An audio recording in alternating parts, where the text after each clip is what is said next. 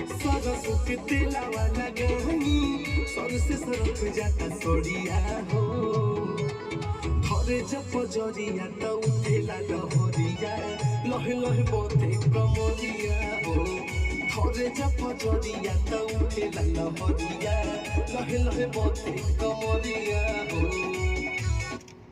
लगाई सर से सरक जाता सोड़िया हो धरे जप जरिया त उठेला लहरिया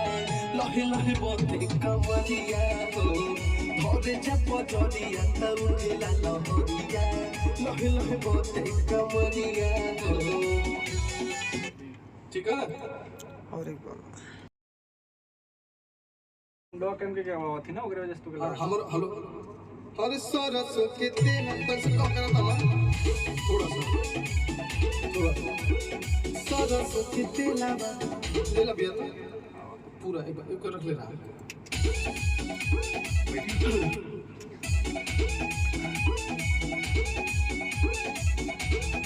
सरसों के तेल वाला गाई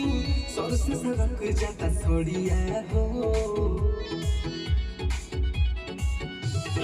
सरसों के तेल वाला गाई सर से सरक जाता सोड़िया हो धरे जप जरिया त उठेला लहरिया लहे लहे बोते कमरिया हो धरे जप जरिया त उठेला लहरिया लहे लहे बोते कमरिया हो। सरसों के तेला वाला गाई सर से सरक जाता सोड़िया हो धरे जप जरिया त उठेला लहरिया लहे लहे बोते कमरिया हो धरे जप जरिया त उठेला लहरिया